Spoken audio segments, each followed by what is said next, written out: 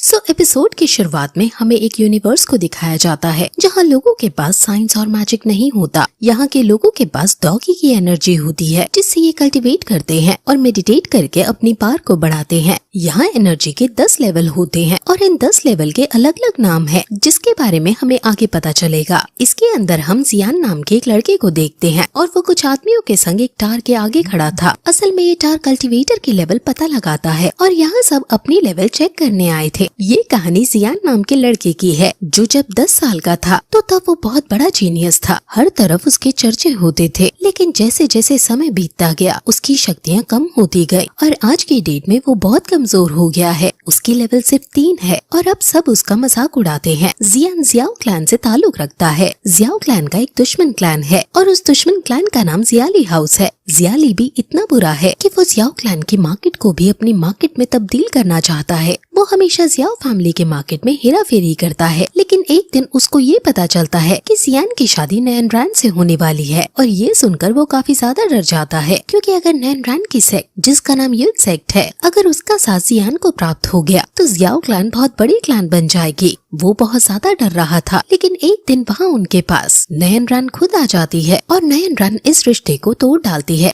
ये सुनकर जियाओ हान बहुत ज्यादा घबरा जाता है और वो उसे इसका रीजन पूछता है, जिस पर नैन रैन कहती है कि जियान एक लूजर है। वो एक समय पर बेशक एक महान योद्धा था, लेकिन अब क्योंकि वो एक लूजर है इसलिए वो उससे शादी नहीं करेगी। अब ये जियाओ क्लैन की बहुत बड़ी बेइज्जती थी और जियान को ये सब सुनकर बहुत ज्यादा गुस्सा आ गया था, इसलिए वो नैन रैन को भी बुरा भला बोलने लगता है। और अब उन दोनों की बहस के बाद उनमें एक डील होती है। जियान कहता है कि 3 साल बाद मैं तुम्हें अपनी शक्तियों का परिचय दूंगा। 3 साल बाद अब इनकी फाइट होगी और अगर इस फाइट में जियान जीत जाता है तो नैन रैन जियान की हर बात मानेगी। ये एग्रीमेंट दोनों एक्सेप्ट कर लेते हैं और नैन रैन अब अपने यून सेक्ट में वापस चली जाती है। वहीं अब जियान जिसने ये असंभव सी डील कर ली थी, सब उसका मजाक उड़ाने लगते हैं और उसे और ज्यादा परेशान करने लगते हैं, क्योंकि जियान बहुत ज्यादा कमजोर था और सभी को पता था कि जियान नैन रैन जैसी जीनियस लड़की को नहीं हरा सकता है। जियान के साथ उसकी एक सौतेली बहन रहा करती थी और इस बहन का नाम जी जूनियर था। वो हमेशा जियान की तरफदारी करती आई थी और वो मन ही मन जियान को पसंद करने लगी थी। फिर ऐसे ही जब एक दिन जियान बहुत ज्यादा दुखी था तो वो जंगल की तरफ अपनी मॉम की कब्र के पास जाता है और वहाँ जाकर रोने लगता है और सोचने लगता है कि अब वो भला कैसे 3 ईयर एग्रीमेंट को पूरा करेगा। अब वो रो ही रहा था कि तभी एक आदमी वहाँ प्रकट हो जाता है और वो आदमी जियान के टीचर बनने की बात कहता है। वो दोनों कई और बातें करते हैं और अब यहाँ से जियान को पता चलता है कि ये आदमी बहुत सालों से उसकी अंगूठी के अंदर रह रहा था। इनका नाम याओ लाओ है और ये एक स्पिरिट है।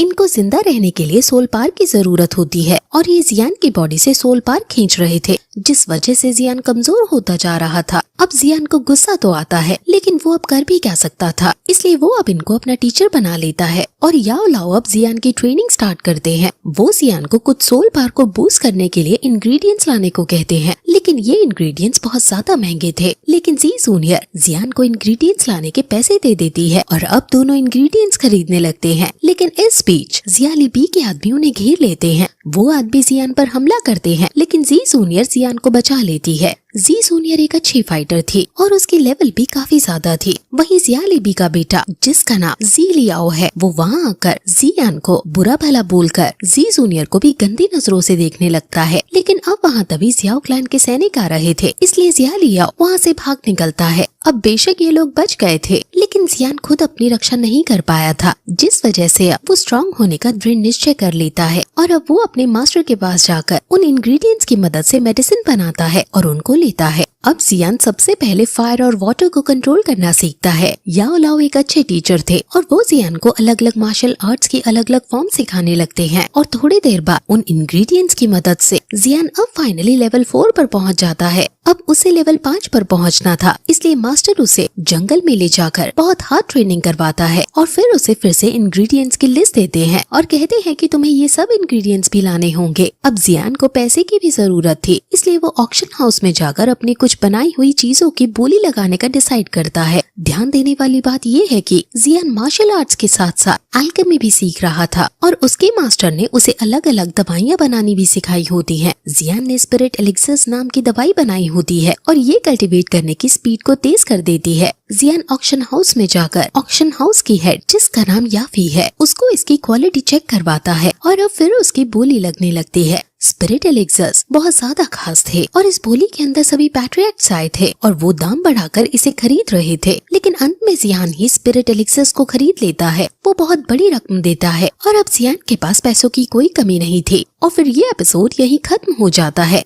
लास्ट एपिसोड में हमने देखा कि कैसे पैसों की कमी को पूरा करने के लिए जियान ने स्क्रिप्ट ऑफ एलेक्सर बनाकर ऑक्शन में बेच दी, जिसके बाद उस ऑक्शन यानी बोली में उसी के पापा ने वो दवाई खरीद ली। अब इस एपिसोड में हमें दिखाते हैं कि जियान के पास पैसों की कमी पूरी हो गई है, लेकिन उसके पापा से उसके भाई यानी जियान के चाचा इतनी महंगी डील करने पर लड़ रहे थे, लेकिन जियान उन सबको उल्टा यह कहकर फटकार देता है कि वो अपने बेटे की लेवल बढ़ाने के लिए कुछ भी करेगा और ऐसा करने के लिए वो अपनी संपत्ति को बेच देगा। अब उनकी ये सब बातें जियान भी सुन लेता है, जिसके बाद वो अपने पापा से मिलता है तो इमोशनल होकर उन्हें गले लगाकर बहुत रोता है और कहता है कि मैं जल्दी से जल्दी अपने लेवल्स बढ़ाकर 3 साल बाद होने वाले मैच को जरूर जीतूंगा। अब जियान बहुत खुश होता है, जिसके बाद वो अपने बेटे को स्पिरिट ऑफ एलेक्सर देता है। अब जियान आज रात को ही लेवल बढ़ाने का डिसाइड करता है, लेकिन उसका मास्टर उसे जल्दबाजी ना करने की कहता है, क्योंकि जल्दबाजी से उसकी हेल्थ पर बुरा असर पड़ सकता था। वो फिर अपनी ट्रेनिंग पूरी जी जान से करने लगता है और वैक्यूम पाम और फायर ब्लोइंग टेक्निक की बहुत प्रैक्टिस करता है और इससे उसके मास्टर भी उसकी प्रोग्रेस को देखकर काफी इम्प्रेस होते हैं, क्योंकि वो उनकी आशा से भी ज्यादा आगे निकल रहा था, यानी बहुत ज्यादा अच्छा परफॉर्म कर रहा था। अब जियान का मन लेवल 7 पर पहुंचने का था, लेकिन मास्टर कहते हैं कि वहां तक पहुंचने में तुम्हें 1 साल का समय लगेगा, लेकिन जियान को 2 महीने के अंदर लेवल 7 तक पहुंचना था, क्योंकि 2 महीने बाद उसके शहर में कमिंग ऑफ एज सेरेमनी है, जिसके अंदर उसे अपनी कैपेबिलिटीज दिखानी है। वही हमें नायान को दिखाते हैं, जो अभी भी एक पर्वत पर बैठकर मेडिटेट कर रही थी और 3 साल बाद होने वाले मैच के बारे में सोच रही थी।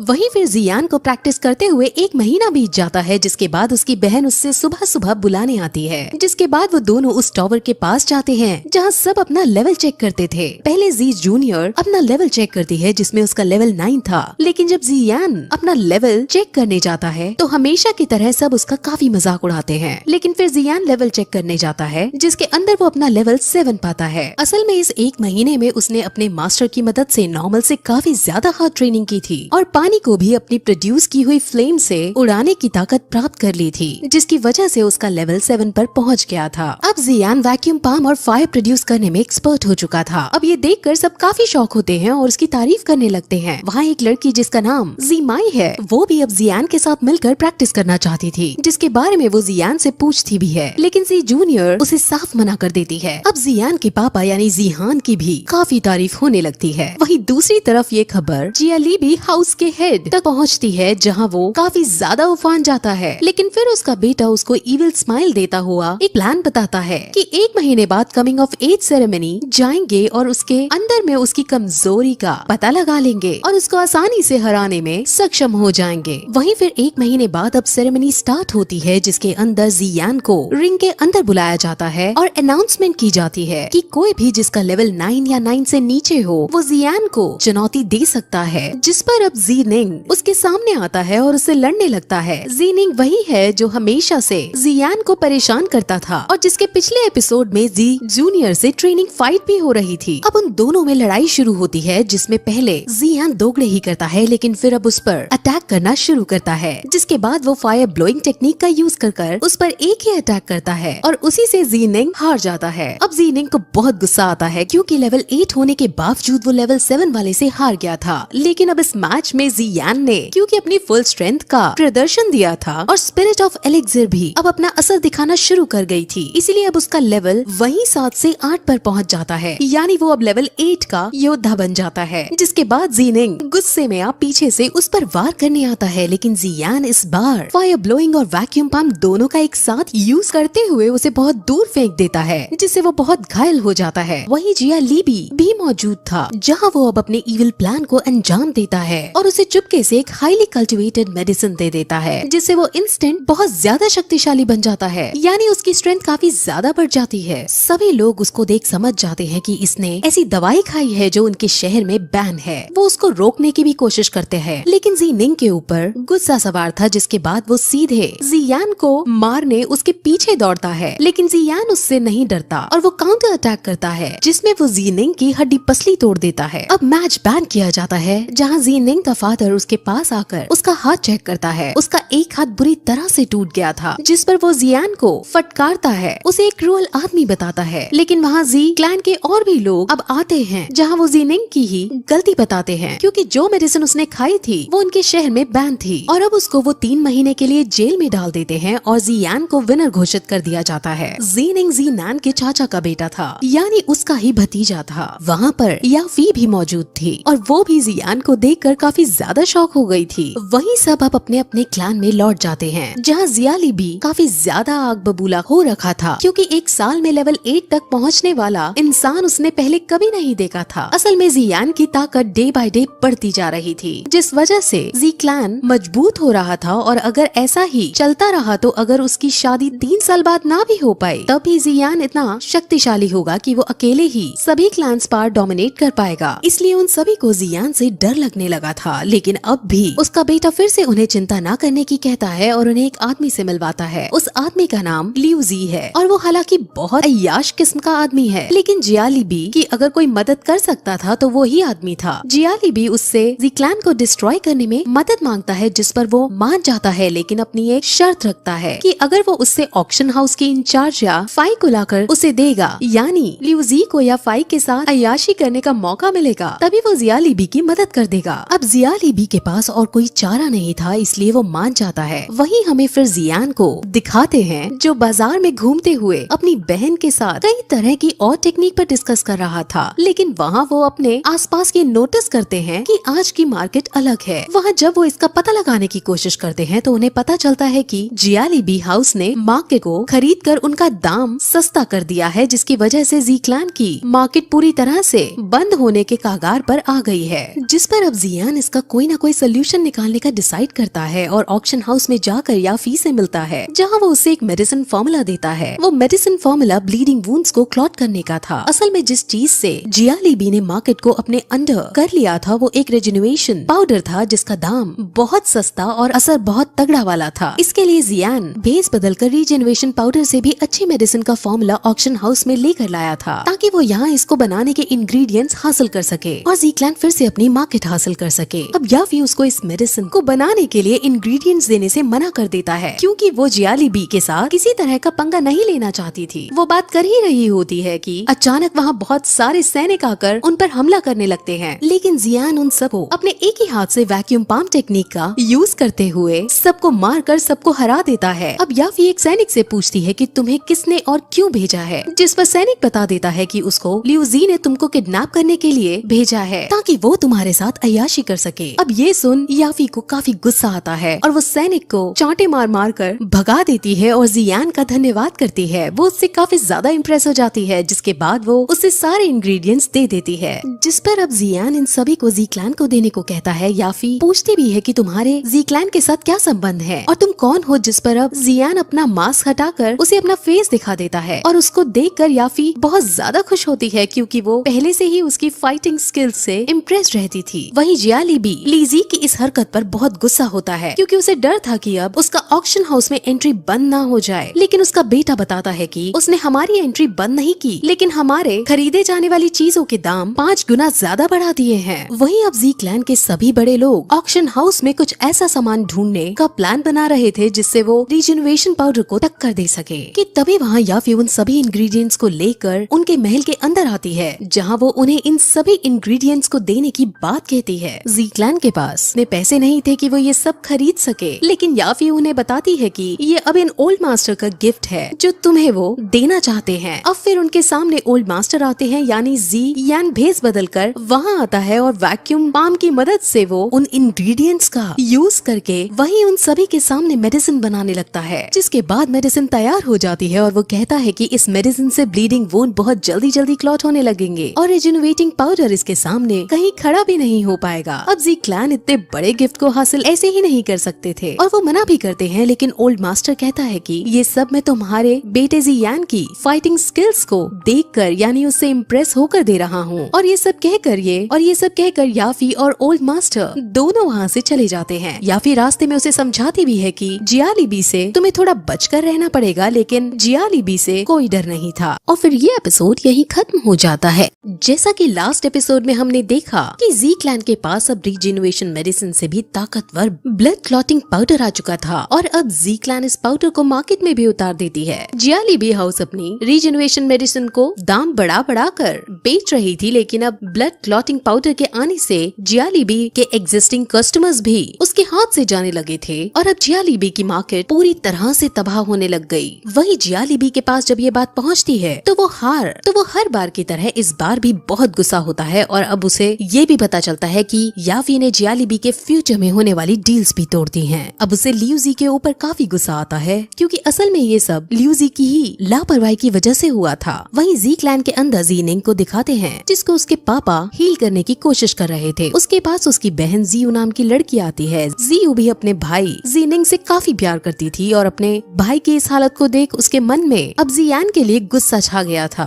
वहीं जियालीबी हाउस में जियालीबी लियू जी को अपने पास बुलाकर अपने होने वाले लॉसेस के लिए उसे लताड़ना शुरू करता है, लेकिन लियू जी को इससे कोई फर्क नहीं पड़ता और वो उसके सामने एक और डील रख देता है और कहता है कि तुम्हें यावी की जरूरत ही नहीं है क्योंकि तुम अब सीधे सिटी के बाहर से सामान मंगा सकते हो। वो उसे फिर एक ऐसी मेडिसिन की रेसिपी देता है जो ब्लड कोएगुलेटिंग पाउडर से काफी अच्छी मेडिसिन है और इसको बनाने के इंग्रेडिएंट्स उसे शहर के बाहर से भी मिल जाएंगे। अब इस रेसिपी से जियालीबी फिर से मार्केट में अपनी जगह बना सकता था, लेकिन इसके बदले में लियूजी अपनी भी एक शर्त रखता है। उसे अब यावी से ज्यादा जी जूनियर के अंदर था और वो उसे पाना चाहता था। जियालीबी बहुत ज्यादा गुस्सा होता है और उसे साफ मना कर देता है क्योंकि असल में उसका बेटा जियालियू जी जूनियर को पसंद करता था और जियालीबी जी जूनियर को अपने घर की बहू मानता था। अब जियालीबी के पास और कोई चारा नहीं बचा, इसलिए वो अपने बेटे को सीधे अब जियान पर हमला करने को भेज देता है और साथ के साथ जी जूनियर को भी अपनी बहू बनाकर लाने को कहता है। अब अगले दिन जीनिंग अपनी बहन जियू के साथ रास्ते में था और वो दोनों जियान को हराने की बातें कर रहे थे। वहाँ तभी जियाली यू अपने कुछ आदमियों के साथ उन दोनों को घेर लेता है और उन पर अटैक करता है। हालांकि जियू एक ब्रेव फाइटर थी जिस वजह से वो उनका सामना भी करती है, लेकिन जब जियालियू खुद फाइट में आता है तब वो हारने लगती है। अब वहाँ तभी जियान भी आ पहुँचता है जो जियू को बचाता है और जियालियू से लड़ने लगता है। उन दोनों में काफी फाइट चलती है जिसमें बड़ी कोशिश करने के बाद भी जियान जीत नहीं पा रहा था और फाइनली जियालियू उसको हराकर उसको जान से खत्म करने वाला ही था कि जियान अपने मास्टर की मदद मांगता है। उसके मास्टर अपनी पावर का यूज करते हुए जियालियू पर एक ऐसा अटैक करते हैं कि वो बहुत दूर जाकर गिरता है। जियालियू की हालत बहुत खराब हो चुकी थी और जब जियालीबी अपने बेटे को इस हालत में देखता है तब उसे बहुत गुस्सा आता है और वो अपनी पूरी ताकत से जियान पर हमला करता है। अब ऑब्वियसली जियान इतना भी शक्तिशाली नहीं था कि वो जियालीबी की ताकत को झेल सके। हालांकि उसकी बहन जी जूनियर भी वहाँ आ पहुँचती है और जियालीबी के अटैक को रोकने की कोशिश करती है, लेकिन उसकी शक्ति भी कम पड़ रही थी।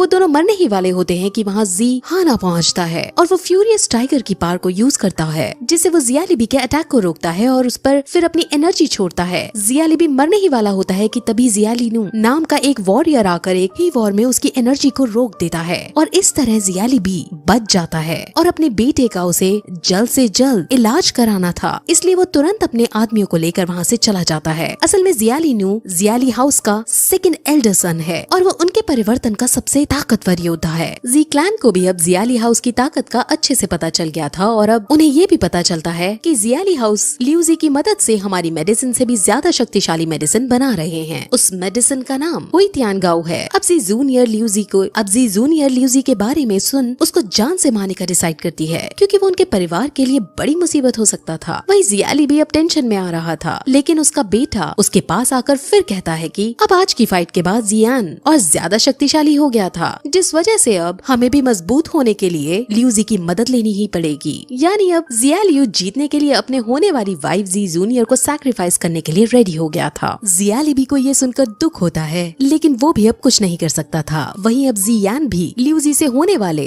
खतरे के बारे में जान जाता है, इसलिए वो भी उसके घर उसे जान से मारने के लिए जाता है। लेकिन जब वो वहाँ पहुँचता है तो वहाँ जी जूनियर को देखता है जिसने अभी अभी सीक्रेट टेक्निक का यूज करते हुए लियूजी को मार डाला था। सीक्रेट टेक्निक बहुत खतरनाक टेक्निक थी जिससे अब जी जूनियर पूरी तरह से पावर ड्रेन होकर थक जाती है और बहुत वीक भी हो जाती है। जियान अपनी बहन की इतनी इंटेंस पावर को देखते बहुत सरप्राइज होता है, लेकिन अभी के लिए उसके मास्टर उसको जी जूनियर से मिलने से रोक देते हैं क्योंकि जी जूनियर के अंदर अब बात करने की भी एनर्जी नहीं बची थी। वहीं जिया लिबी को ल्यूजी के मरने की खबर आती है और वो समझ जाता है कि इसमें जी क्लैन का हाथ है। अब जिया लियू डिसाइड करता है कि वो ल्यूजी के मास्टर को ल्यूजी के मर्डर की खबर बताएगा और ल्यूजी के मास्टर की मदद लेगा। ल्यूजी के मास्टर ने ही ल्यूजी को ये खास मेडिसिन बनाना दिखाया था, जिस वजह से वो उसको अपने पास बुलाना चाहता है ताकि वो मेडिसिन तैयार कर सके। अब जिया लिबी फिर जिया लिनू को इस मेडिसिन के इंग्रेडिएंट्स लाने को कहता है, जिसके बाद वो अपने कुछ आदमियों को ले मेडिसिन के इंग्रेडिएंट्स की खोज में निकल जाता है। वहीं जियान याफी के पास पहुंचा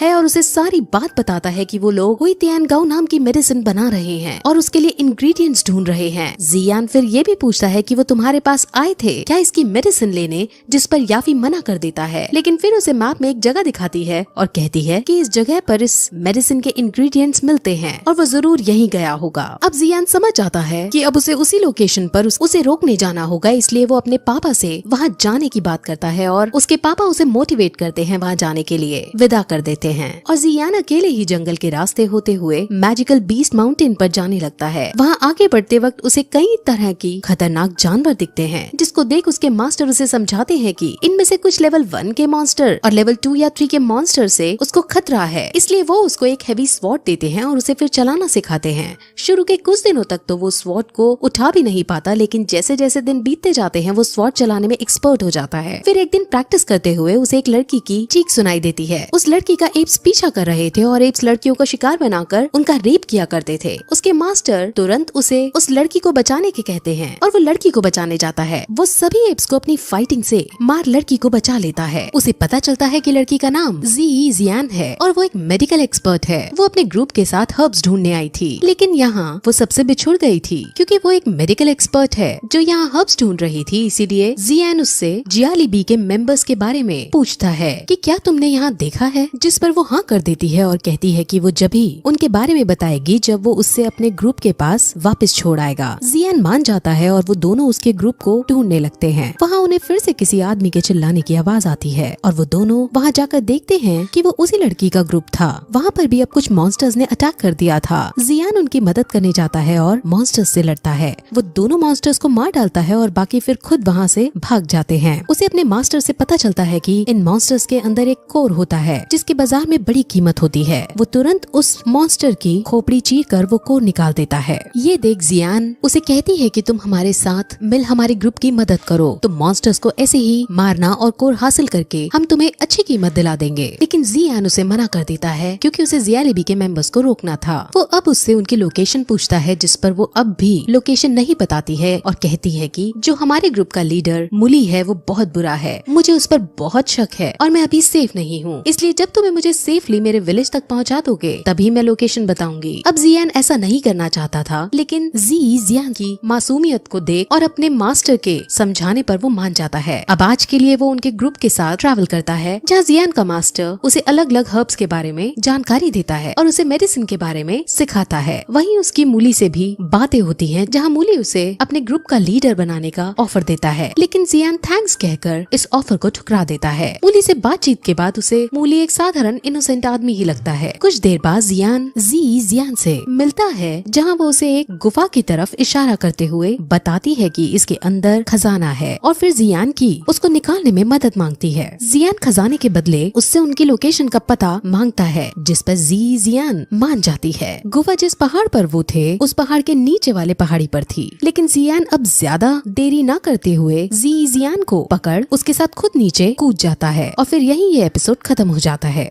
जैसा कि लास्ट एपिसोड में हमने देखा कि जियान को लेकर एक गुफा के आगे कूद गया था। उस गुफा में खजाना रखा था जिसे जियान पाना चाहती थी, इसलिए अब वो दोनों उसके अंदर जाते हैं, जहां अंदर जाने पर उन्हें खजाने के साथ साथ 3 बॉक्स भी मिलते हैं। वहाँ एक मेडिसिन हर्ब्स भी थी और मास्टर के कहने पर जियान उसे लेने का डिसाइड करता है क्योंकि वो मेडिसिन हर्ब बहुत खास थी। जियान इसके बाद फिर उन बॉक्सेस को एक एक करके खोलने लगता है और पहले बॉक्स में उसे पॉइजन के रिलेटेड जानकारी मिलती है। इसको जियान लेने का डिसाइड करती है और दूसरे बॉक्स के अंदर उन्हें हाई लेवल जुआन आर्मर मिलता है। उस आर्मर के अंदर विंग्स भी थे और इसको जियान ले लेता है। असल में ये गुफा एक बहुत बड़े रिसेप्टेरियर की है रिसेप्टेरियर आप अभी के लिए ये समझ लो कि जैसे एल्केमिस्ट यानी केमिकल मेडिसिन की नॉलेज है। वो थर्ड बॉक्स फिर चाबी से खोलने ही वाले होते हैं कि तभी वहाँ मूली अपने आदमी सहायता कर उन पर हमला कर देता है। यानी मूली सच में एक बहुत बुरा आदमी था और जियान समझ जाता है कि ये मुझको अपना लीडर इसलिए बनाना चाहता था ताकि मेरी एबिलिटीज का यूज करके ये ऐसे और खजाने ढूंढ सके। वहीं मूली और उसके आदमी उस पर हमला करते हैं और उस पर भारी पड़ने लगते हैं। उनमें काफी लंबी फाइट होती है जिसमें जियान हार जाता है और मूली जियान को मारने ही वाला होता है कि तभी जियान एक सिग्नल देकर अपने पक्षी को वहाँ बुला लेती है, जिसके बाद दोनों उसके ऊपर बैठ वहाँ से दूर चले जाते हैं और दोनों बच जाते हैं। जियान की हिम्मत को देखकर काफी इम्प्रेस हो गई थी।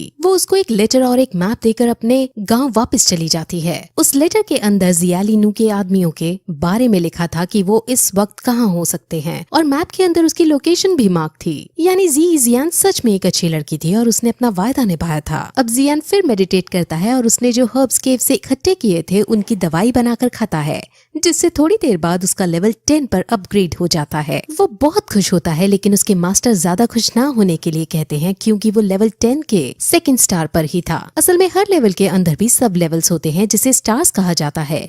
10th लेवल को ये लोग दाउजे नाम से पुकारते हैं। असल में जो उसकी मूली से फाइट हुई थी उसके अंदर उसकी स्ट्रेंथ अपग्रेड हुई थी। अब उसका मास्टर उसे एक नई स्किल के बारे में बताता है। स्किल का नाम फेंजियो है और इसके अंदर अलग अलग फायर्स प्रोड्यूस कर सकते हैं। मेनली इसमें से व्हाइट फायर को प्रोड्यूस करके हम उसे अपने तरीके से यूज करते हैं। ये स्किल बहुत शक्तिशाली थी और अब इसको जियान सीखना शुरू कर देता है। वहीं हमें जियालिनू के साथ उसके आदमी दिखाते हैं जो मेडिसिन लेकर अब वापस अपने शहर आ रहे थे। वहीं जियान जो अपनी प्रैक्टिस कर रहा था उससे उसके पास जियालिनू के होने का पता चलता है और अब उसका मास्टर उन्हें रोकने को कहता है। जियान सीधे वहां जाकर पहले तो एक एक करके उसके आदमियों को मारता है और फिर जियालिनू से लड़ाई शुरू करता है।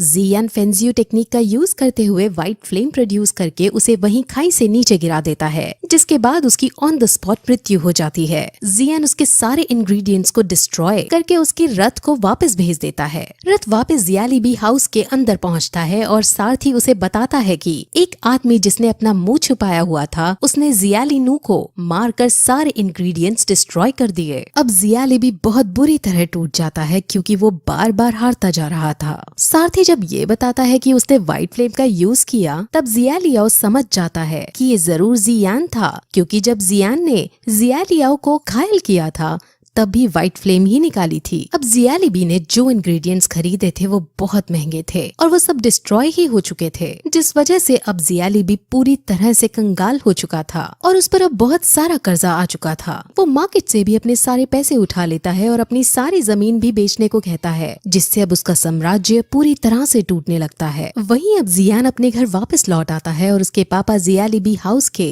कंगाल होने पर काफी खुश होते हैं। अब जियान उनसे एक बात कहता है कि अब उसे शहर के बाहर जाना होगा, क्योंकि उसे जो टीचर मिला है यानी उसके मास्टर हैं, वो अब आगे की ट्रेनिंग शहर से बाहर कराएंगे। उसके पिता उसे आज्ञा दे देते हैं क्योंकि जी क्लान का फ्यूचर अब जियान पर ही टिका था और वो जियान की प्रिपरेशन में कहीं भी कमी नहीं रखना चाहते थे। वहीं अब जी जूनियर जियान के पास आती है और उसे जियान एकेडमी के बारे में बताती है। जियान एकेडमी उनके कॉन्टिनेंट की सबसे बड़ी एकेडमी थी जिसमें वॉरियर्स नई स्किल सीखा करते थे। फिर रात को जियान फेंजियो की मदद से मेडिसिन बनाने की भी प्रैक्टिस करता है, जहां उसकी इस एबिलिटी को देखकर उसके मास्टर समझ जाते हैं कि एक अच्छा रिसेप्टेरियर भी बन सकता है। अब अगले दिन जियान और बाकी सब बच्चे जियान एकेडमी के अंदर जाते हैं और वो सब उसमें एडमिशन लेने की बात करते हैं। वहां एडमिशन लेने के लिए उन सबको एक क्रिस्टल पर हाथ रखकर अपनी स्ट्रेंथ का प्रदर्शन देना था। जिसकी स्ट्रेंथ हाई होती थी उसके छूने पर वो क्रिस्टल ग्लो करने लगता था। अब बारी बारी सब क्रिस्टल पर टच करते हैं और सभी का ग्लो करता है, लेकिन जब जियान टच करता है तो वो ग्लो नहीं करता। वहाँ उसका इस बात पर मजाक उड़ने लगता है, लेकिन तभी वो क्रिस्टल इतना जोर से ग्लो करता है कि सबको अपनी आंखें तक बंद करनी पड़ जाती हैं। सब ये देखकर बहुत लज्जा महसूस करते हैं। अब अंदर जाकर उन सबको कैटेगरी वाइज ग्रुप्स में बांटा जाता है। जिनका लेवल 10th के 3rd स्टार से ज्यादा था उनको एस कैटेगरी में रखना था, इसलिए सबसे उनका एक एक करके लेवल पूछा जाता है। जी जूनियर के पास 10th लेवल की 6 स्टार पार थी, यानी वो वहाँ की सबसे शक्तिशाली वॉरियर थी। सब उसकी तारीफ करने लगते हैं, लेकिन वो कहती है कि मैंने ये सब 16 साल की प्रैक्टिस में हासिल किया है, लेकिन मेरे भाई जियान ने लेवल 10th की 5th लेवल सिर्फ 6 महीने में हासिल की। अब सभी ये सुनकर बहुत चौंक जाते हैं और जियान भी प्राउड महसूस करने लगता है। वो सब बात कर ही रहे होते हैं कि तभी जियान प्रोफेसर से कहता है कि उसे 1 साल की छुट्टी चाहिए। सब बहुत शॉक होते हैं कि अभी तो एडमिशन हुआ और अभी से इसको 1 साल की छुट्टी चाहिए। प्रोफेसर पहले तो मना करने की सोचते हैं, लेकिन फिर वो उसे कहते हैं कि मैं तुम्हारी एबिलिटीज और पावर को तुमसे फाइट करके परखूंगा। अब अगर मुझे पसंद आई तो तुम छुट्टी ले सकते हो। जियान मान जाता है और अब प्रोफेसर और जियान की फाइट शुरू होती है। उन दोनों में काफी आइकॉनिक लेवल की फाइट चलती है, जिसमें जियान अपनी एबिलिटीज का परिचय बहुत अच्छे ढंग से देता है। हालांकि वो प्रोफेसर को हरा नहीं पाता, लेकिन प्रोफेसर उसको देख बहुत खुश होती है। अब फिर फाइट खत्म होने पर वो उसे छुट्टी पर जाने की इजाजत दे देते हैं। वहीं अब वो बाकी सब बच्चों से कहती है कि हम अगले हफ्ते नैनयान एकेडमी के बेस पर जाकर वहाँ प्रैक्टिस करेंगे। नैनयान एकेडमी शहर के बाहर मौजूद थी, लेकिन जियान अब अपना दिमाग चलाता है और वो प्रोफेसर को अपने शहर में अपना स्कूल चलाने को कहता है। वो कहता है कि आप हमारे शहर में जी क्लैन के पास स्कूल खोलो। प्रोफेसर जियान और जी जूनियर जैसे वॉरियर्स को देखकर काफी इम्प्रेस थी और वो अब उनके परिवार को भी देखना चाहती थी, इसलिए वो मान जाती हैं और अब वो जी क्लैन के पास जाकर जियानान एकेडमी को शुरू करने का डिसाइड करती हैं। असल में जियानान एकेडमी बहुत ज्यादा शक्तिशाली थी। जियानान नायान के परिवार से भी शक्तिशाली ऑर्गेनाइजेशन थी। नायान वही लड़की है जिससे 3 साल बाद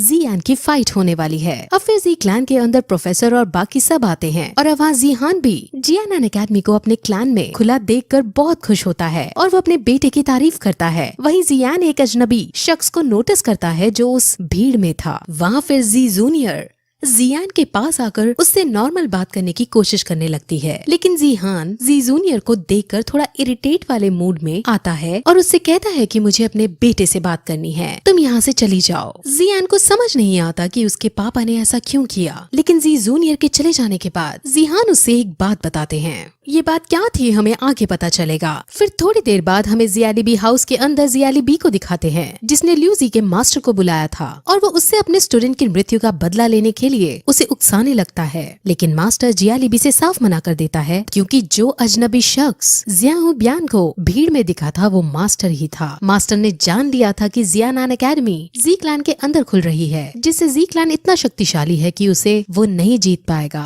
इसलिए मास्टर अपने स्टूडेंट का बदला भुलाकर जियालीबी को अकेले छोड़ चला जाता है। अब जियालीबी को काफी गुस्सा आता है और अब उसे कुछ नहीं समझ आ रहा था, इसलिए वो अब सीधे जियान को जान से खत्म करने का डिसाइड करता है। वहीं जियान अपने पापा की बताई हुई एक बात से काफी लो महसूस कर रहा था, लेकिन उसके मास्टर उसे मोटिवेट करते हैं। जहाँ वो फिर से खड़ा हो बाहर घूमने निकल जाता है, वहाँ उसे याफी दिखती है जो उससे बात करने लगती है। वो दोनों नॉर्मल वे में बात ही कर रहे थे कि तभी वहाँ एक सैनिक आता है। वो जियान को एक लेटर देता है। उस लेटर के अंदर जियान का मैसेज और उसकी एक ज्वेलरी थी। मूली ने जियान को किडनैप कर लिया है और वो जियान से हेल्प मांग रही है। अपनी दोस्त की हेल्प करने के लिए जियान तुरंत उसको बचाने उसके विलेज की तरफ भागता है। वहीं याफी के पास जी जूनियर छुपकर उनकी सब बातें सुन रही थी। असल में जी जूनियर उसकी असली बहन नहीं थी और उनके बीच क्या रिश्ता है वो अभी क्लियर नहीं हुआ है। वहीं जियान विलेज की तरफ भाग रहा था, लेकिन रास्ते में एक ब्रिज पर उसे जियालीबी मिल जाता है। जियालीबी बैंकरप्ट हो चुका था और वो इसका इल्जाम जियान पर लगाता है और उसको जान से मारने के लिए उसकी तरफ दौड़ता है। जियान हालांकि शक्तिशाली था, लेकिन वो जियालीबी जैसे आदमी को हरा नहीं सकता था। उन दोनों में फाइट होती है, जिसके अंत में जियान मरने ही वाला होता है कि तभी पीछे से जी जूनियर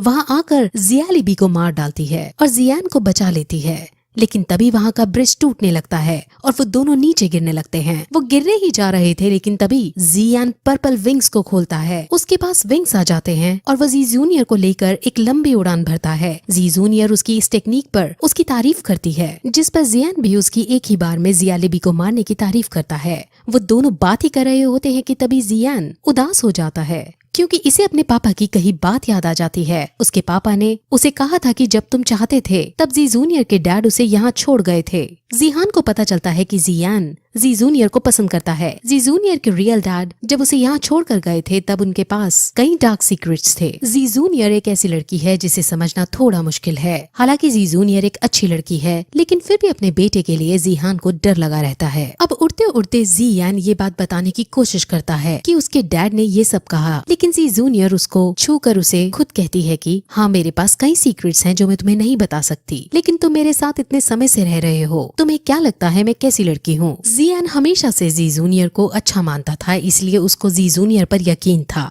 वहीं दूसरी तरफ हमें फिर नायान को दिखाते हैं जो पर्वत पर बैठकर मेडिटेट कर रही थी। उसके पास एक पक्षी लेटर लेकर आता है और उसे पढ़ने पर वो बहुत ज्यादा गुस्सा हो जाती है। उसे पता चल जाता है कि जियान की प्रोग्रेस हो रही है, लेकिन वो किसी भी कीमत पर 3 साल बाद होने वाले मैच में हारना नहीं चाहती थी। इसलिए अब वो अपने आदमी से एक रिसेप्टेरियर से अच्छी कल्टिवेटेड पिल लाने को कहती है ताकि उसके खुद के लेवल जल्दी जल्दी बढ़ सके और वो भी तैयारी कर सके आने वाले मुकाबले की। वहीं अब दूसरी तरफ मूली ने जियान को किडनैप कर रखा था और उसी का प्लान था जियान को यहाँ बुलाने का, क्योंकि असल में थर्ड बॉक्स की चाबी जियान के पास रह गई थी और मूली को वो बॉक्स चाहिए था, इसलिए जियान के लिए उसने ये सारा ट्रैप रचा था। वहीं जियान अब जी जूनियर को लैंड करवाकर जियान के पास जाने लगता है। जी जूनियर पूछती है कि वो तुम्हारी फ्रेंड है या गर्लफ्रेंड, जिस पर जियान उसे सिर्फ अपनी फ्रेंड बताता है और वहाँ से चला जाता है और उसके जाने के साथ ही पहला सीजन खत्म हो जाता है।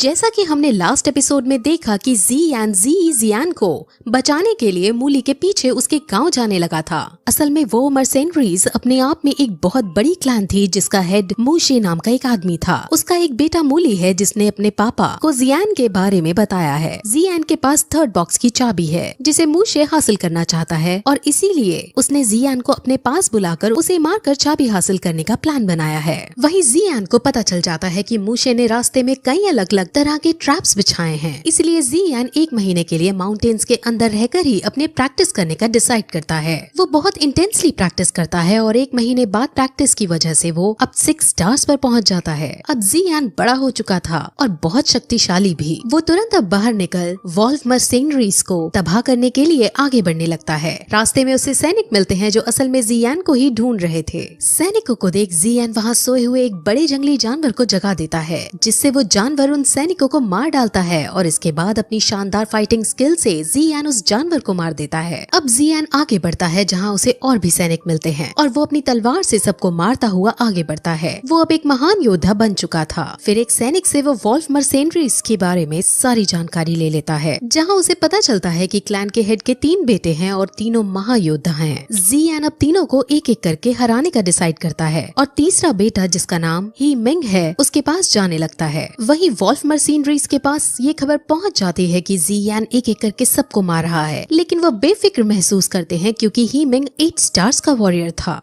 उन्हें लगता है कि वो जियान को आसानी से मार देगा। वहीं ही मिंग को दिखाते हैं जो अपनी अयाशियों में मग्न हो रखा था, लेकिन तभी जियान उसके सामने आता है और वो उसको लड़ाई के लिए चुनौती देता है, जिसके बाद दोनों में अब बहुत इंटेंस फाइट होने लगती है। पहले तो जियान भारी पड़ रहा था, लेकिन फिर ही मिंग भी अपनी स्किल्स का यूज करता है और उसे पीटने लगता है। जियान जब हारने लगता है और जब उसकी मृत्यु होने ही वाली होती है, तभी हमें एक कमेंट्री सुनाई जाती है जिसमें हमें बताया जाता है कि फाइट के अंदर कौन सा वॉरियर जीतेगा ये डिसाइड सिर्फ उसकी लेवल से नहीं होता और ना ही स्ट्रेंथ से होता है। हालांकि हीमिंग की लेवल और स्ट्रेंथ ज्यादा थी, लेकिन जियान ने अपने मास्टर से बहुत सारे स्किल्स और बहुत इंटेंस ट्रेनिंग की थी, जिस वजह से वो दोबारा खड़ा होता है और सभी स्किल्स को कैलकुलेटिव मैनर में यूज करते हुए अब हीमिंग को मार डालता है। अब मूशे हीमिंग की डेथ सुनकर बहुत तिलमिला जाता है और वो सभी वॉरियर्स को जो 5 स्टार से ऊपर के हैं उन्हें जियान को पकड़ने के लिए भेज देता है। वहीं हमें जियान को दिखाते हैं जो लॉर्ड याओ के मेडिसिन हाउस के अंदर रह रही है। उसको भी ये खबर पहुंच जाती है कि जियान यहाँ तक आ चुका है और उसने हीमिंग को मार दिया है। जियान बहुत खुश होती है। वहीं लॉर्ड याओ अब उससे मिलने आते हैं और उससे जियान के बारे में पूछते हैं, जिस पर वो सिर्फ ये कहती है कि जंगल के अंदर उसने मेरी जान बचाई थी और खजाना ढूंढने में भी मदद की थी।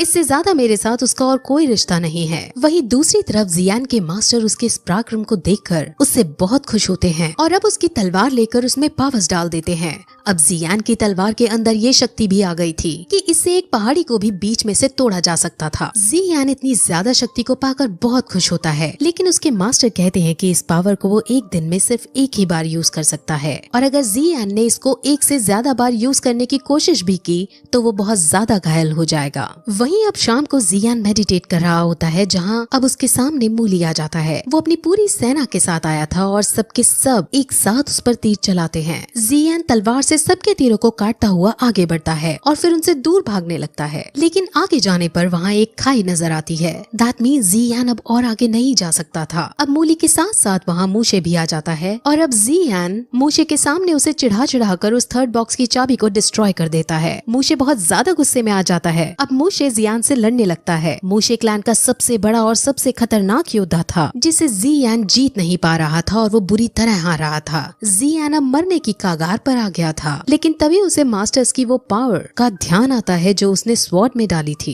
वो तुरंत उस पावर का यूज करता है, लेकिन इस पावर से भी मूशे स्ट्रगल करने के बाद बच जाता है। अब जियान पूरी तरह से एग्जॉस्ट हो गया था, जिस वजह से वो वहीं खाई में लुढ़क जाता है और बाकी सब उसे मरा हुआ समझ बहुत खुश होते हैं। वहीं गिरते गिरते उसे पर्पल विंग्स बचा लेते हैं और जब उसकी आंख खुलती है तो वो अपने मास्टर को अपने पास देखता है। उसका कवच उतरा हुआ था और उसके पास रखा हुआ था। वो मास्टर से पूछता है कि कल रात क्या हुआ था, जिस पर वो बताते हैं कि यूजी ने तुम्हारी मदद की। उसने तुमको बचाया था और तुम्हें अपनी बॉडी का यूज करते हुए हील किया। उसने तुम्हारी स्पिरिचुअल एनर्जी को पर्पल फ्लेम का यूज करते हुए इस वे में इंट्रोड्यूस किया कि तुम्हारी स्किल्स बढ़ गई और अब तुम 9 स्टार के वॉरियर हो गए हो। वो तुम्हें ठीक करने के बाद चली गई। यूजी कौन है और जियान के साथ उसका क्या रिश्ता है, हमें ये शॉर्ट में ही बताया गया है। एक बार मैजिकल बीस्ट आइलैंड में यूजी purple crystal wing lion king से लड़ते लड़ते हार गई थी और वही बेहोश हो गई थी। तब जियान ने वहाँ आकर उसकी मदद की थी और दोनों के बीच रोमांटिक एंगल भी हमें देखने को मिला था। वही प्रेजेंट में अब जियान आगे बढ़ता है, जहाँ अब क्योंकि वो 9 स्टार पर आ गया था, इसलिए उसके मास्टर उसे एक नई स्किल सिखाते हैं। इस स्किल का नाम एक्सप्लोसिव स्टेप है और ये बहुत खतरनाक वाला अटैक है। इसे सीख कर जियान बहुत खुश होता है, लेकिन क्योंकि उसने लेवल 9 तक प्रैक्टिस किए बिना प्राप्त की थी, इसीलिए अब उसे इसको अच्छे से सीखने के लिए कम से कम रोज एक लेवल 5 से ज्यादा बड़े मॉन्स्टर को मारना होगा। सिर्फ ऐसा करने से ही उसकी ये इंटेंस पावर स्टेबलाइज हो सकती थी। वही हमें पास के जंगल में ब्लड गैंग के आदमी और उसके साथ एक लड़की को भागते हुए दिखाते हैं। वो दोनों वॉल्फ मशीनरीज के आदमियों से डर कर भाग रहे थे। वो आदमी उस लड़की का शिकार करना चाहते थे, लेकिन अब वो और ज्यादा नहीं भाग सकती थी, इसलिए थकान के मारे वो वहीं रुक जाती है। लेकिन अब वहीं जियान उसके सामने आता है और ब्लड गैंग का वो आदमी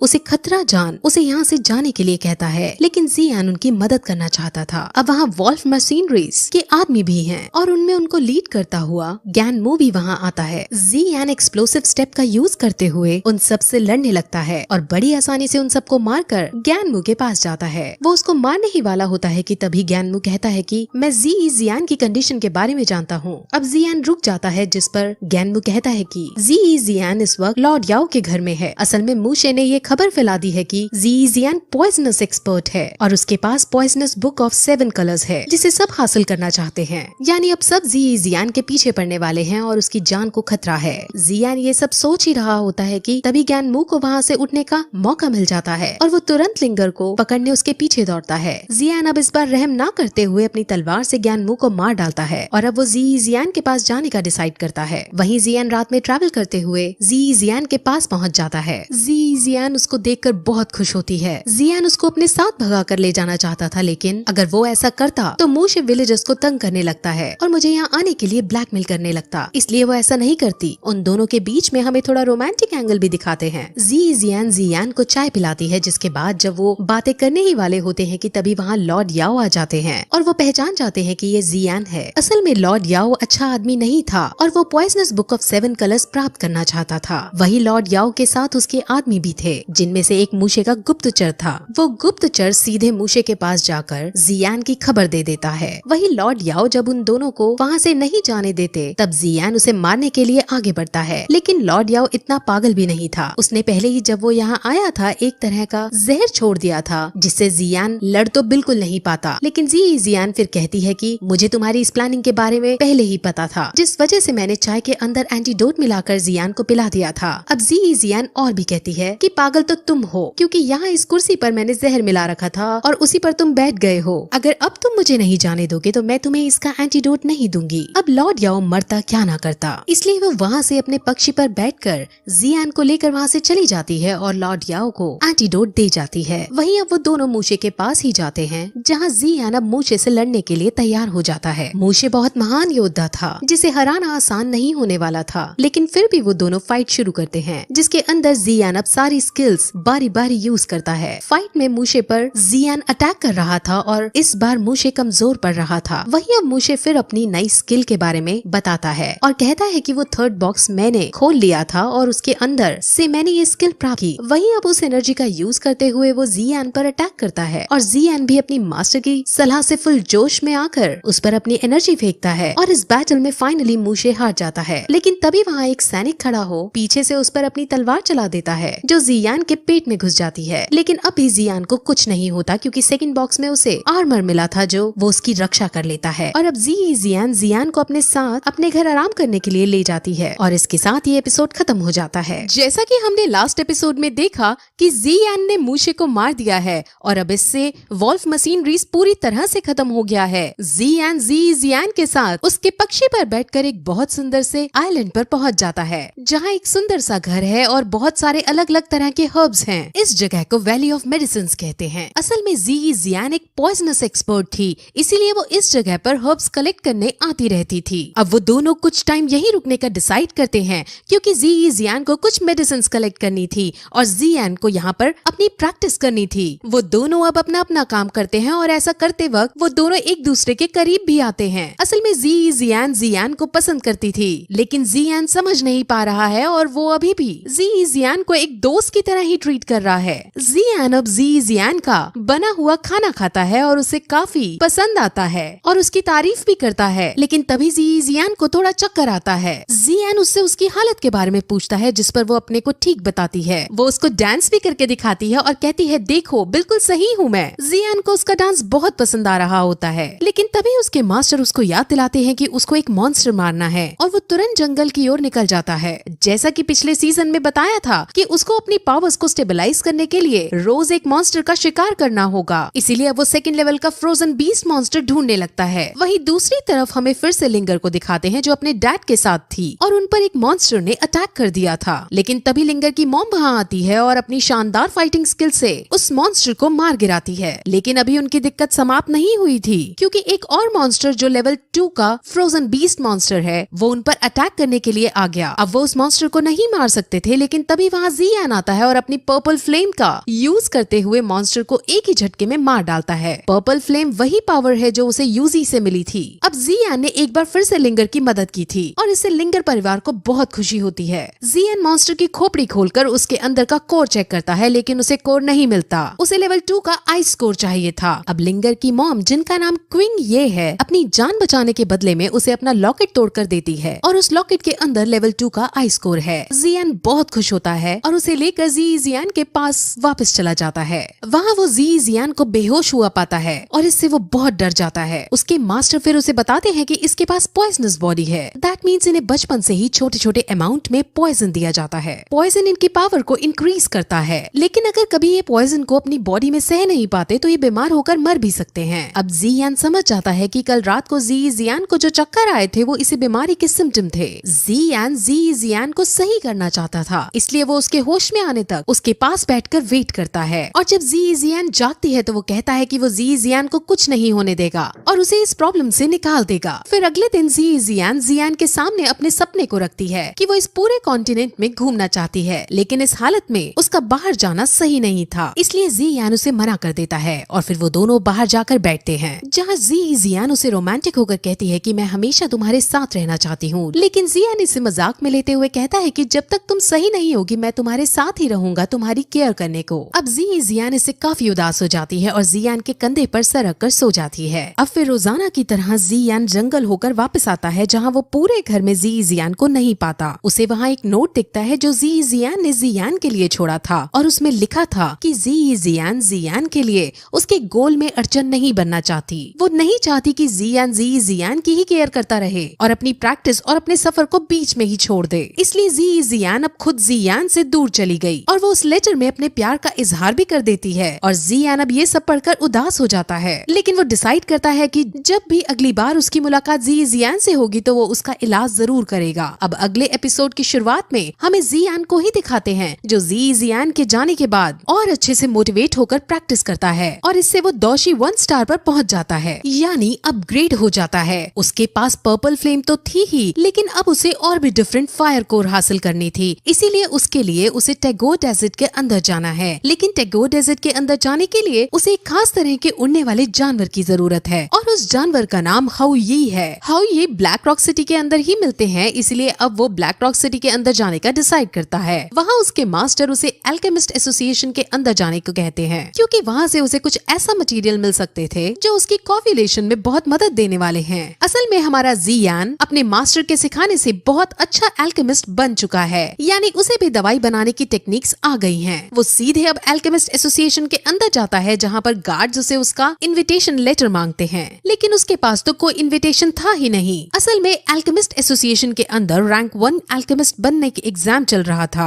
वहीं तभी एक रैंक 4 का एल्केमिस्ट वहाँ आता है और वो इस एग्जाम का जज भी है। असल में जो जितना अच्छा एल्केमिस्ट होता है उसके पास उतनी ही ज्यादा रैंक होती है, यानी रैंक 4 का एल्केमिस्ट रैंक 1 के एल्केमिस्ट से सुपीरियर है। इसका नाम मास्टर आओताऊ है और जब वो जियान को देखता है तो वो समझ जाता है कि इस लड़के में कुछ तो खास है। मास्टर आओताऊ के साथ उसकी डिसाइपल लिनफी नाम की लड़की भी थी, जो बहुत नकचड़ी लड़की है। उन दोनों के अंदर जाने के बाद वहाँ अंदर से एक लड़का निकल कर आता है जो जियान का मजाक उड़ाने लगता है और वो कहता है कि तुम्हारे पास तो इनविटेशन ही नहीं है तो तुम यहाँ कैसे आए। वहीं जियान अपनी पावर्स का यूज करके दूर खड़े होकर ही उसके बालों में पर्पल फ्लेम लगा देता है, जिससे गार्ड्स बहुत शॉक हो जाते हैं और वो जियान की इस खास एबिलिटी को देखकर उसे अंदर जाने देते हैं। अंदर बहुत सारे स्टूडेंट्स थे जो एग्जाम देने आए थे। वहाँ 2 जज भी खड़े थे, जिसमें से एक तो आओताऊ है और दूसरे फूलैन है। फूलैन के डिसाइपल एक जुईमी नाम की लड़की है। एग्जाम शुरू होने से ठीक पहले वो वहाँ आ ही जाती है और अब उनका एग्जाम शुरू होता है। सबको एक खास तरह की पिल बनानी थी और जो वो पिल बना देता उसको रैंक 1 का दर्जा दे दिया जाता है। अब काफी कोशिश करने के बाद अपनी अपनी पिल बनाते हैं और 1 घंटे बाद एग्जाम ओवर होता है, जिसके अंदर ज्यूमी, लीफी और कुछ स्टूडेंट्स पास हो जाते हैं। और जब जियान की दवाई चेक की जाती है तो वो बहुत ज्यादा ग्लो करती हुई मिलती है, यानी सबसे अच्छी मेडिसिन जियान ने बनाई थी। अब दोनों जज जियान की तारीफ करते हैं, जिस पर जियान शर्माता हुआ उनसे कहता है कि वो रैंक 2 का भी एग्जाम देना चाहता है। अब वहाँ खड़ी लीफी को ये बात हजम नहीं होती और वो उसको नीचा दिखाने के लिए कहती है कि अगर इतना ही घमंड है अपनी पावर्स का तो मैं अभी अरेंजमेंट करती हूँ। वो तुरंत वहाँ रैंक 2 के एग्जाम का सामान लाती है और उसको पिल बनाने को अब कहा जाता है। वो रैंक 2 की पिल बनाने लगता है और कुछ ही देर में वो पिल बना डालता है। अब इससे वहाँ खड़े सब लोग बहुत शॉक हो जाते हैं, क्योंकि 19 साल की उम्र में ऐसा कर पाना किसी के बस की बात नहीं थी। वो सब उसकी बहुत तारीफ करते हैं, लेकिन अब जियान उनसे जीतने के बाद कुछ इंग्रेडिएंट्स चाहता था। वो कहता है कि मुझे core of rank 3 I spirit cold fountain चाहिए। असल में इन दोनों मटेरियल्स को लेने के बाद ही जियान बाकी डिफरेंट फ्लेम्स को सहन कर पाने में सक्षम हो पाता। जजेस अब उसे एक लाइब्रेरी के अंदर ले जाते हैं जहाँ ये चीजें ढूंढने लगते हैं, लेकिन उन्हें आई स्पिरिट कोल्ड फाउंटेन नहीं मिलता।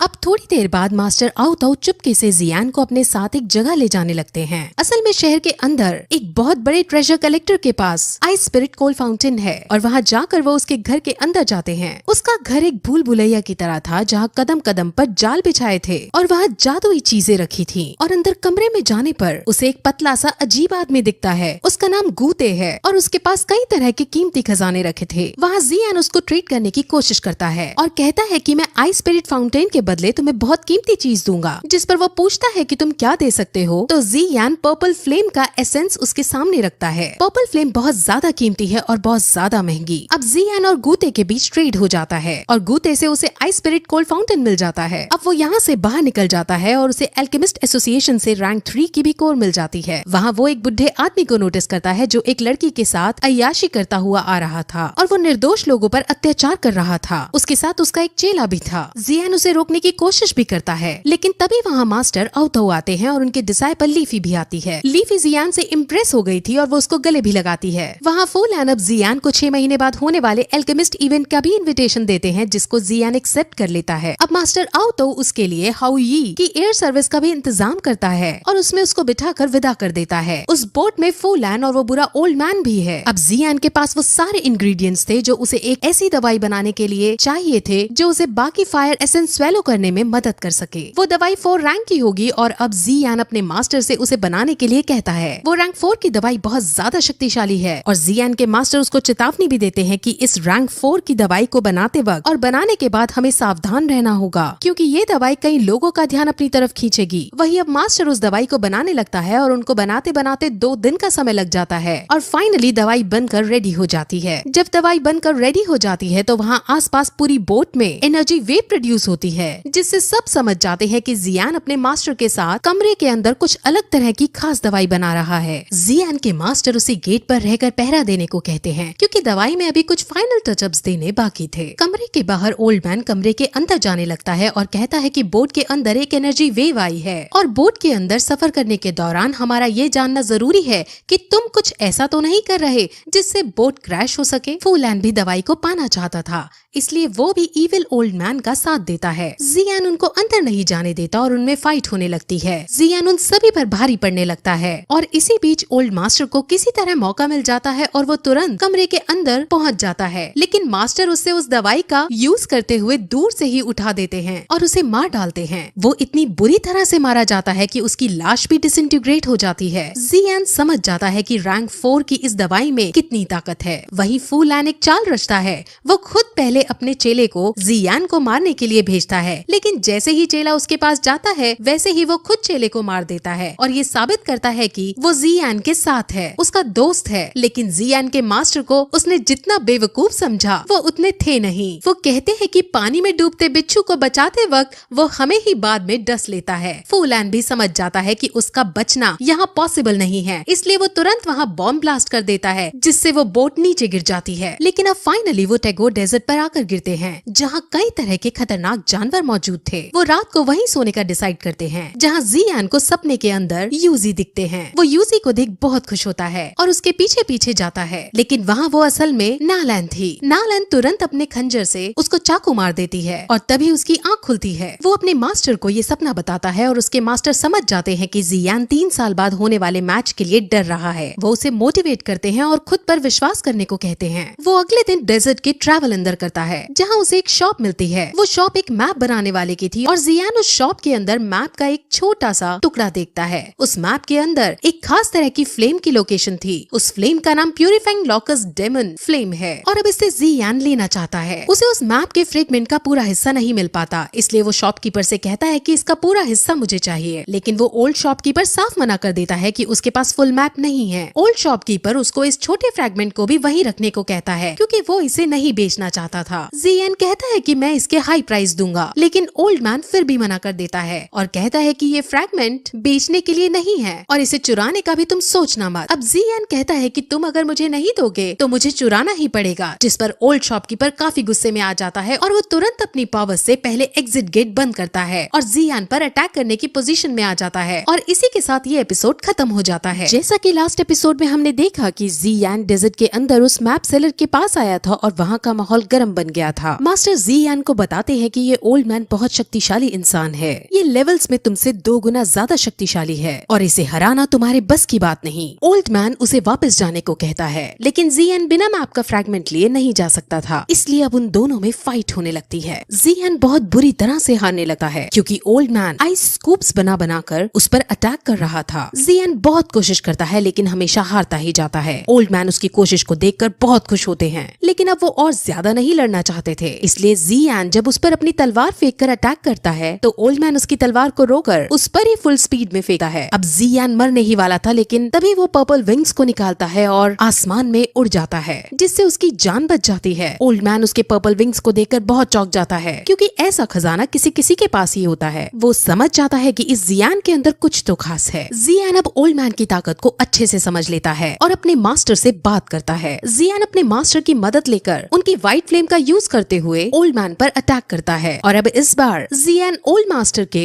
डंडे को तोड़ देता है। ओल्ड मैन अब आइस टॉर्नेडो क्रिएट कर जियान को उसमें फंसाने की कोशिश करता है, लेकिन जियान और उसके मास्टर अपनी पावर्स का यूज करते हुए उस टॉर्नेडो के अंदर जाकर उसे खत्म कर देते हैं और ओल्ड मैन को ही व्हाइट फायर का यूज करते हुए आइस के अंदर जमा देते हैं। अब जमा हुआ ओल्ड मैन उसे कहता है कि मैंने वो मैप का टुकड़ा 2 हिस्सों में बांट दिया था और अब वो दूसरा हिस्सा भी मेरे पास है। अब जियान को दूसरा हिस्सा लेने के लिए उन्हें आजाद करना पड़ता है, जिस पर अब ओल्ड मैन उसे अपना रियल इंट्रोडक्शन देते हैं। ओल्ड मैन का नाम ही बोतोंग है और ही पूरी दुनिया में फेमस आइस एम्परर है। जियान ये सुनकर बहुत सरप्राइज होता है क्योंकि उसके सामने ये जो बुढ़ा आदमी खड़ा है वो आइस एम्परर है और जियान ने अभी एक आइस एम्परर को हराया है। असल में कुछ समय पहले आइस एम्परर एक स्नेक मैन के ब्लड वाली लड़की से मिला। उस लड़की का नाम क्वीन मेडुसा है। क्वीन मेडुसा डॉहोंग्स लेवल के आखिरी चरण पर है, जिस वजह से ओल्ड मैन और उसकी फाइट जब हुई तब ओल्ड मैन तुरंत हार गया और तभी से ओल्ड मैन को एक श्राप मिल गया, जिस वजह से ओल्ड मैन की ताकत पर रेस्ट्रिक्शंस लग गए और उसकी ताकत कम हो गई। ओल्ड मैन अब ये चाहता है कि जियान उसके श्राप को तोड़ने में मदद करे और अगर जियान ऐसा नहीं करेगा तो आइस एम्परर उसे वो सेकंड फ्रैगमेंट नहीं देगा। वो जियान को मनाने के लिए उसे एक रैंक 6 की पिल भी देने को राजी हो जाता है। असल में वो जियान से ही कर्ज को तुड़वाने की रैंक 6 की पिल बनाने को कहता है और उसी से इसके इंग्रेडिएंट्स लाने को कहता है। जियान पहले तो उसकी इस बात से मना कर देता है, लेकिन उसके मास्टर उसे समझाते हैं कि तुम्हें इसकी बात मान जानी चाहिए क्योंकि जो पिल तुम हासिल करोगे उससे तुम्हारी बहुत प्रगति होगी। वो फिर उसे वो जगह बताता है जहाँ रैंक 6 की पिल बनाने के इंग्रेडिएंट्स उसे मिल सकते हैं। उसे एग्जैक्ट जगह तो नहीं पता, लेकिन प्रोबेबिलिटी है कि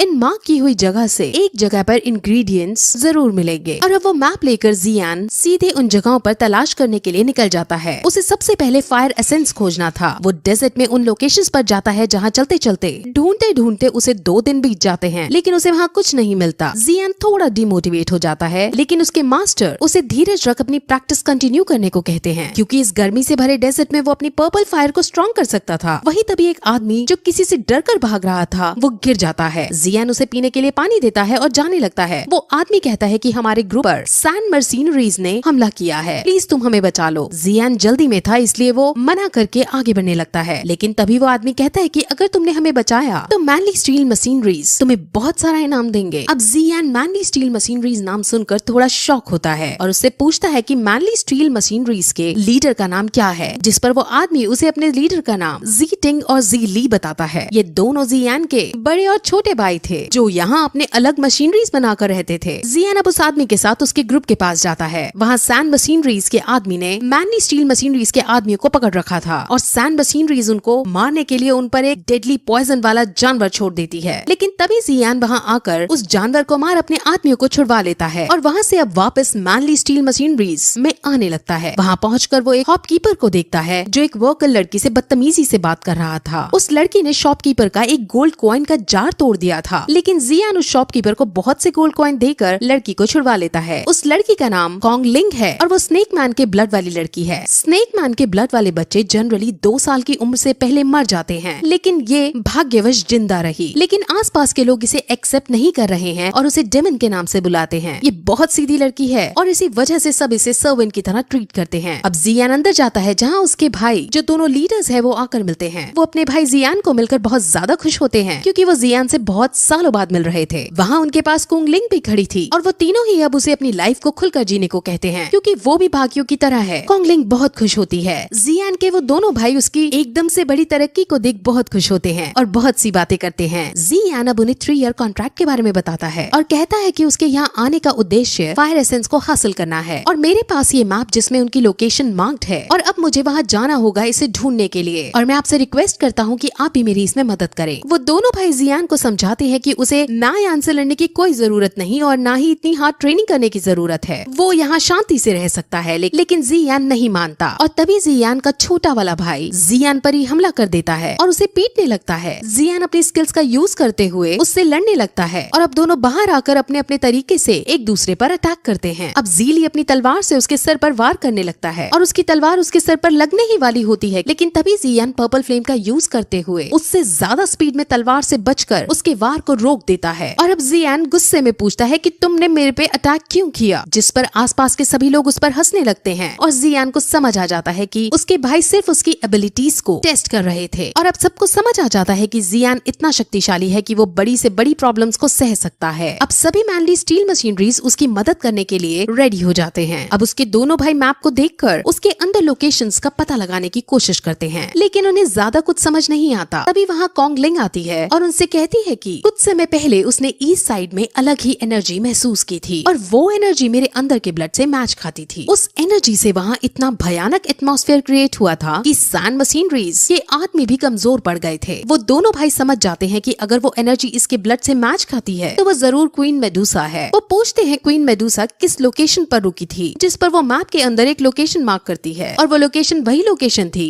जो आइस एम्परर ने मार्क की थी। इसलिए अब वो सारी सेना वहीं जाने का डिसाइड करती है। वहीं अब सैंड मशीनरीज के आदमी अपने बॉस को जियान के बारे में बताते हैं कि कैसे उसने उनकी मदद की और इसलिए अब उनका बॉस मैनली स्टील मशीनरीज पर खुद अटैक करने का डिसाइड करता है। वहीं मैनली स्टील मशीनरीज के साथ जियान उस लोकेशन पर जा रहा होता है जहाँ उसके आदमी उसे ये बताते हैं कि हैम्पर सैंड मशीनरीज का हमला हो सकता है। सैंड मशीनरीज बहुत ताकतवर मशीनरीज हैं जिससे हमें बचकर रहना होगा। अब वो उस लोकेशन पर पहुंच जाते हैं लेकिन वहाँ दूर दूर तक सिर्फ बंजर जमीन थी। जियान समझ जाता है कि फायर एसेंस तक पहुँचने का रास्ता कहीं छुपा हुआ है, इसलिए अब सभी लोग उस रास्ते को ढूंढने लगते हैं। वही लंबे टाइम तक ढूंढने के बाद शाम को उन्हें जमीन के नीचे एक गुप्त रास्ता मिल जाता है। वहाँ वो सभी बहुत खुश होते हैं लेकिन तभी वहाँ सैंड मशीनरीज भी आ पहुँचते हैं। सैंड मशीनरीज को देखकर जीली को बहुत गुस्सा आता है और वो तुरंत अपनी तेज स्पीड का परिचय देते हुए सैंड मशीनरीज के बॉस के पास पहुंचकर उस पर अटैक करने लगता है। लेकिन सैंड मशीनरीज का बहुत ज्यादा शक्तिशाली था और वो उसके अटैक से बचते हुए जीली को दूर फेंक डालता है। अब जियान को बहुत गुस्सा आता है और वो अपनी तलवार को उठा सीधे सैंड मशीनरीज के उस आदमी के पास जाता है जो बॉस के कान भरा करता था। वो उस आदमी के पास पलक झपकते ही पहुंच जाता है और उस आदमी को टच करते हुए उसके प्राण निकल जाते हैं। अब सैंड मशीनरीज समझ जाते हैं कि जियान बहुत शक्तिशाली योद्धा है और इससे पंगे लेने का मतलब है अपनी मौत को बुलावा देना। इसलिए वो जियान से डरकर अपने पैर पीछे कर लेता है। जियान और उसके लोग अब उस गुप्त रास्ते से नीचे चले जाते हैं। वहाँ अंदर लावा था और उसके दूसरी तरफ लैंड थी। उन्हें समझ नहीं आता कि वो लावा को पार करके आगे कैसे बढ़े, लेकिन तभी जियान उसके अंदर कूद जाता है। सब काफी डर जाते हैं लेकिन जियान एकदम अपनी पर्पल विंग्स का यूज करते हुए उड़ जाता है और दूसरी तरफ जाने लगता है। उसके दोनों भाई अपने भाई की इस एबिलिटी को देखकर बहुत सरप्राइज होते हैं। वहाँ उड़ते वक्त जियान के पीछे एक लावा मॉन्स्टर पड़ जाता है और जियान एक्सप्लोसिव स्टेप्स का यूज करते हुए उससे बचने की कोशिश करता है। वो मॉन्स्टर पर काउंटर अटैक करता है और मॉन्स्टर समझ जाता है कि वो जियान से नहीं जीत पाएगा, इसलिए मॉन्स्टर अब तुरंत जियान के भाइयों को मारने उनकी तरफ बढ़ता है। मॉन्स्टर उसके भाइयों की तरफ पहुंचता है लेकिन तभी क्विंगली सामने आती है और उसके अंदर से कुछ एनर्जी निकलती है जो सीधे मॉन्स्टर को लगती है और मॉन्स्टर के माथे पर एक साइन बन जाता है और मॉन्स्टर चुपचाप लावा के अंदर वापस चला जाता है। जियान भी वापस आता है और ये सब देखकर बहुत शॉक होता है। क्विंगली फिर कहती है कि फायर एसेंस ढूंढने में वो उनकी मदद करेगी। वो फिर खड़ी होकर उन दोनों लावा मॉन्स्टर को बाहर बुलाती है। वो लावा मॉन्स्टर अब उस पर अटैक नहीं करते और यहाँ से उन सबको भी अब पता चल जाता है कि इस लड़की के पास 2 पेटल स्नेक्स की प्यूपिल हैं। ये सिर्फ स्नेक्समैन्स और ह्यूमंस के वंशज के पास ही हो सकते हैं। क्विंगली ने इसका ही यूज करते हुए उनकी कॉन्शियसनेस अपने अंदर कनेक्ट कर ली है जिससे वो उसकी बात मानने लगे हैं। क्विंगली अब उन मॉन्स्टर से बात करके पता लगा लेती है कि फायर एसेंस लावा के अंदर मौजूद है। अब जियान और ज्यादा देर ना करते हुए लावा के अंदर कूद जाता है और उसके मास्टर अपनी स्किल्स का यूज करते हुए उसके आसपास चिलिंग बोन फ्लेम बना देते हैं। उसके मास्टर अपनी स्पिरिचुअल फॉर्म में उसके साथ थे जिस वजह से सिर्फ 1 घंटे तक ही चिलिंग बोन फ्लेम बना सकते थे। इसलिए जियान को अब जल्दी जल्दी लावा के अंदर से होते हुए फ्लेम एसेंस तक पहुंचना होगा। वहाँ अब उन्हें ट्रैवल करते हुए आधा घंटा बीत जाता है और जियान हिम्मत हारने लगता है और ऊपर वापस जाने लगता है, लेकिन वो दोनों लावा मॉन्स्टर उसे पकड़ आगे धकेल देते हैं और वो सीधे ब्लू लोटस जियोसेंट्रिक फ्लेम के पास आकर गिरता है। उस ब्लू लोटस जियोसेंट्रिक फ्लेम के अंदर ही फायर एसेंस बनता है और अब वो उन्हें मिल गया था, इसलिए वो तुरंत वहाँ जाते हैं। लेकिन वहाँ सेंटर में जाने के बाद उन्हें वहाँ कुछ नहीं मिलता। जियान बहुत शॉक होता है और कुछ समझ नहीं पाता कि आखिर फायर एसेंस गया तो गया कहाँ। जियान बहुत ज्यादा टूट जाता है क्योंकि फायर एसेंस को पाने के लिए उसने अभी तक बहुत कुछ सहा था। वो बहुत जोर जोर से दुखी होकर चिल्लाने लगता है क्योंकि अब उसे ऊपर खाली हाथ वापस जाना था। लेकिन उसके मास्टर उसे प्यार से समझाते हैं कि इस दुनिया के अंदर और भी बहुत लोग हैं